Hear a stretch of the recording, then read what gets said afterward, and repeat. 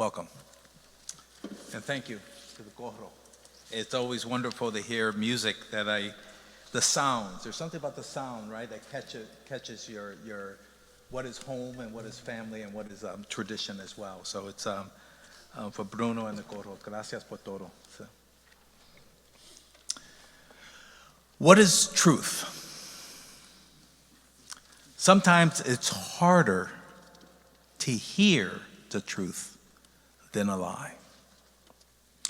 Last year when I first spoke, I emphasized the critical importance of recognizing and upholding the truth. I called my reflection, Truth Matters. I maintain that understanding truth is essential for confronting the social, historical forces that drive inequality and oppression. We also explore biblical narratives such as those in Exodus and Luke, not only within the historical context of ancient Egypt and the Roman Empire, but also in relation to contemporary issues like racism, immigration, and gender and sexuality. This was an invitation to take seriously the question of contextuality behind, in, and in front of the scriptural text. Understanding contextuality is essential because it leads to understanding the truth. Thus, the truth matters because it fosters trust, guides our decision-making, ensures accountability, promotes justice, builds stable communities, advances knowledge, and challenges us to uphold ethical and moral standards. Building on last year's lesson, today's reflection is titled, What is Truth? This question has been at the forefront of my mind for several years and is exceptionally relevant in our society today. But first, given that it is Hispanic Heritage Month, I want to highlight some Latino perspectives on immigration. However, it's important to acknowledge here today that immigration is not the only issue defining Latinos. Their contributions to the history, education, politics, cultural arts like music, theological thinking, and counseling in this nation are extensive, including here at CTS. I learned from Dr. C that CTS has a history of using Latin American and Latina theologians in the past. Dr. Carmelo Alvarez, whom some of you will remember, served as affiliate faculty for 20 years here. I learned from Dr. C that the first Latino graduate of either Butler School of Religion or CTS was Roberto Morales in 1964 from Puerto Rico. Was a student once at the Evangelical Seminary of Puerto Rico. Incidentally, according to C, the future CTS president, T.J. Liggett, was president of that institution at the time. Currently, CTS has 10 self-identified Latinx students in the School of Theology and Counseling, including 2 in this fall's entering class. 3 of these 10 students, to my knowledge, I'm sure maybe more, came to the U.S. from Mexico and now are U.S. citizens. While their numbers are small, they bring considerable and diverse experiences to Indianapolis, to the classroom, and the CTS community.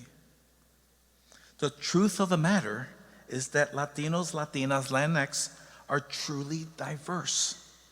They speak different languages with different accents, eat different foods. Many can dance, with exception of one. They belong to various denominations and religions, and they include individuals in the U.S. for generations. Born in the U.S. as myself, as well as many who have arrived through both regular and irregular means. Our identity is distinct, but also complicado, as Reverend Madrazo expressed last year at this time. So what is truth? Sometimes it is harder to speak the truth than a lie. To continue, let's turn to John 18:38, where Pilate asked Jesus, "What is truth?" I begin here not to suggest that the text provides a definitive answer, but rather to use it as a point of departure for critical reflection.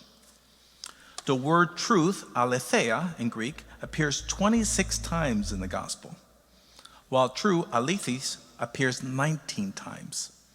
These terms are closely related, as the Greek suggests.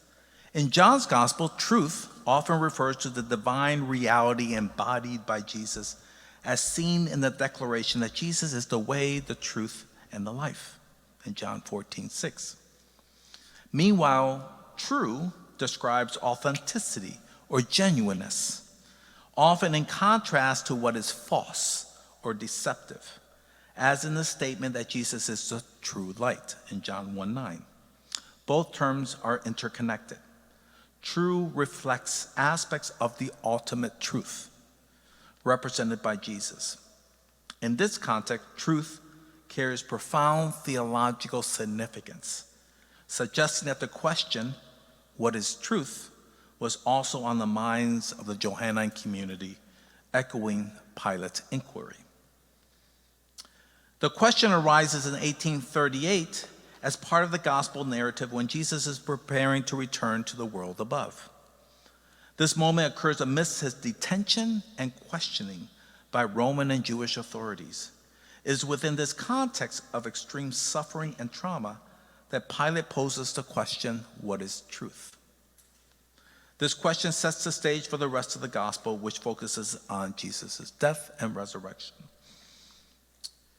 Let's delve a tad deeper into the narrative surrounding Jesus' appearance before the authorities. We didn't read all of the scene. It would have been a little too long. You wait for Good Friday for that. But I think you're familiar with the story. In literary studies, we learned that entrances and exits are not merely physical actions. They carry deeper narrative and symbolic meanings, contributing to character development. Many Latina plays, films, and songs illustrate the duality of life through characters who navigate their authentic selves inside their communities while facing challenges from the outside world. For instance, inside my Latino home, we spoke and behaved freely. But outside, we adapted our behavior to align with white cultural norms. Some people will call this code switching. This interplay of inside and outside is not unique to the Latina experiences. It exists across many marginalized communities. The trial before Pilate comprises 7 scenes when Pilate is moving in and out of his headquarters to question Jesus. For the Jewish authorities, entering Pilate's headquarters raises questions of purity. So Pilate goes outside first to meet Jesus, who is demanded for death. Pilate then goes inside to summon Jesus and questions his identity. He returns outside to declare Jesus' innocence, then goes back inside while the soldiers torment Jesus.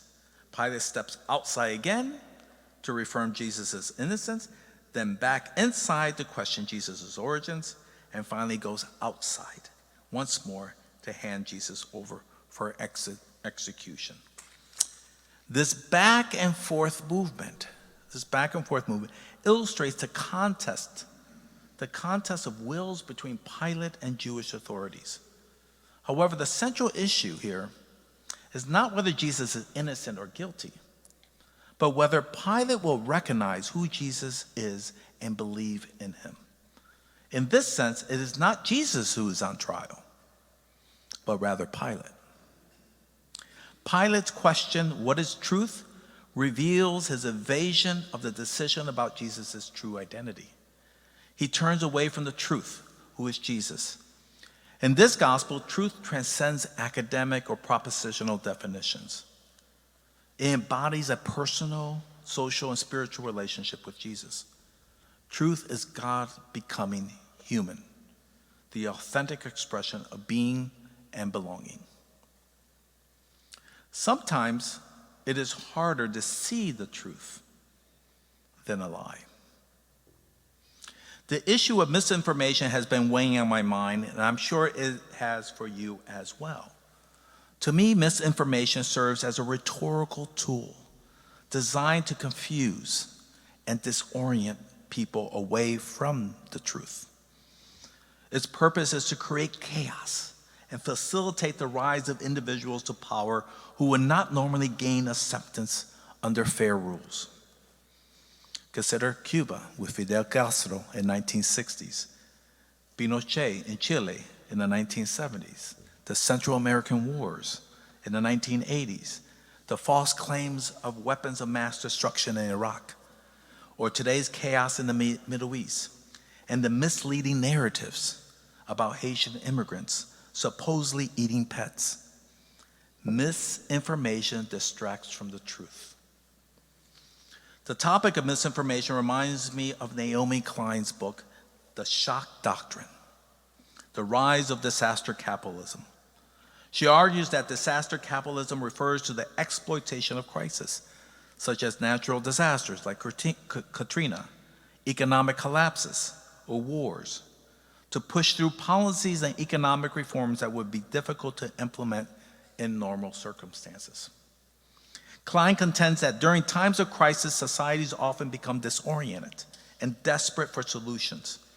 This presents an opportunity for powerful entities, governments, corporations, and politicians to implement neoliberal policies, prioritizing privatization, deregulation, free market reforms.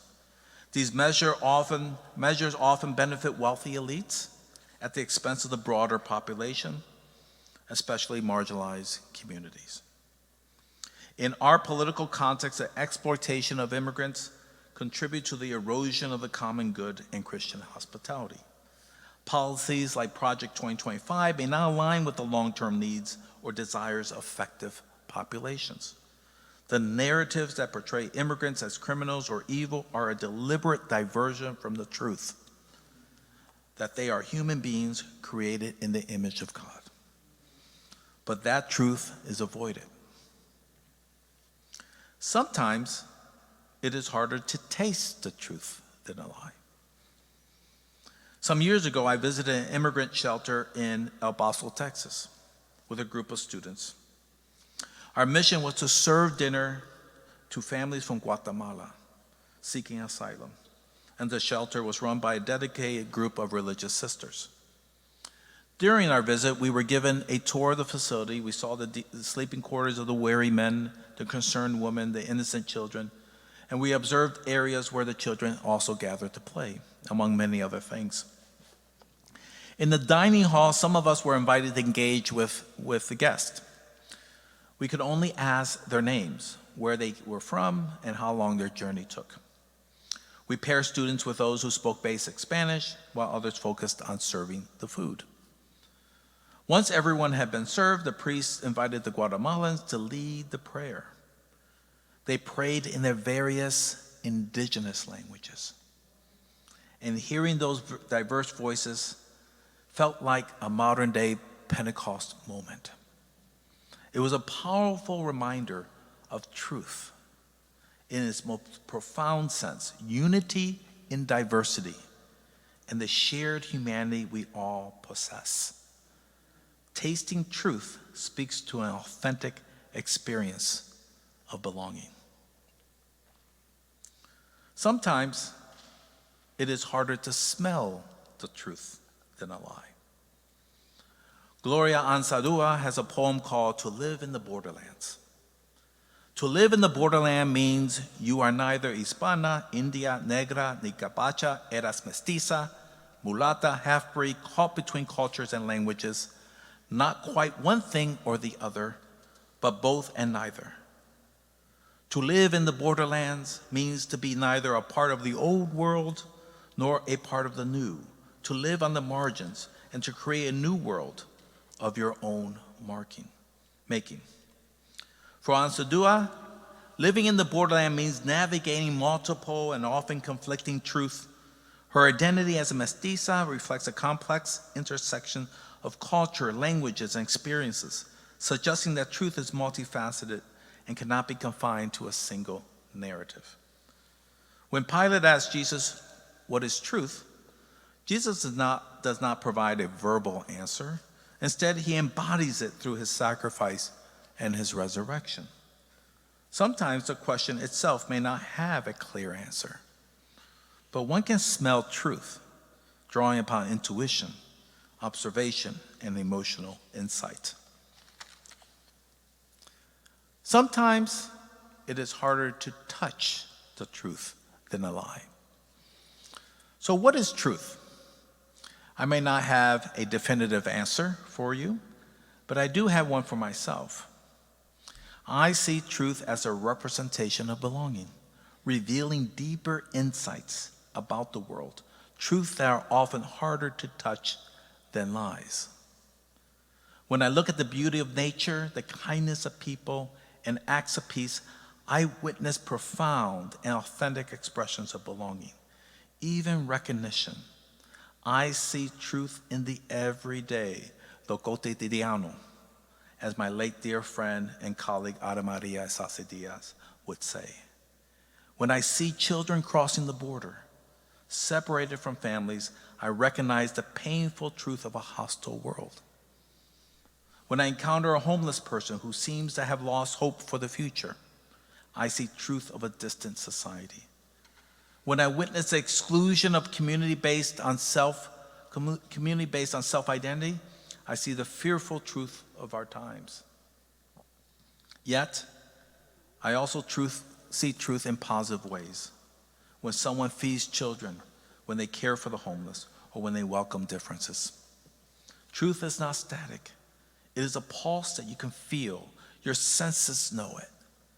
It exists all around us, and we must actively seek it, touching it to feel the spirit. It manifests in many forms, but we must remain vigilant against those who would misdirect us from the truth. They are in our midst. Let me conclude with a brief word on the Gospel of John. As I mentioned earlier, the trial of Jesus is not about him. It is about Pilate, who is on trial. But like Pilate, we too are on trial. The truth is right before us. You can sense it, you can see it, feel it, touch it. But it's more difficult to speak the truth than to utter a lie.